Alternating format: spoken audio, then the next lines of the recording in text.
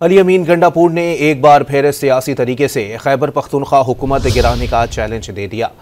ऐलान किया कि 5 अगस्त को सूबे में एहतजाजी मुजाहरे की क़यादत करूंगा।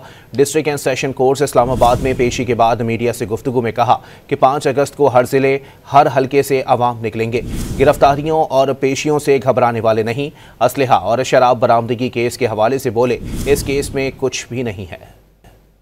इनको फिर चैलेंज कर रहा हूँ, सबको चैलेंज कर रहा हूँ कि सियासी और जमहूरी तरीके से तुम ना हुकूमत गिरा सकते हो, न तुम्हारी ये औकात है और न तुम्हारी हैसियत है। 5 अगस्त को पूरे पाकिस्तान के हर जिले, हर हल्के और हर शहर में हर जगह पे लोग निकलेंगे और भरपूर तरीके से अपना एहतजाज रिकॉर्ड करवाएंगे। मैं इंशाल्लाह अपने सूबे में मैं लीड करूंगा। इंशाल्लाह जब भी हम ऐसा कोई एहतजाज का पुरअमन एहतजाज का ऐलान करते हैं, ये हमारे लोगों को गिरफ्तार करना शुरू कर देते हैं, हमारे लोगों को कमिट करना शुरू कर देते हैं, पेशियां शुरू हो जाती है। ये केस चल रहा है 2016 से मेरे ख्याल में, और इस केस में मैं इतनी बार पेश हुआ हूँ कि आप जरा इतने 9 सालों में देख लें, और इस केस में कुछ भी नहीं है।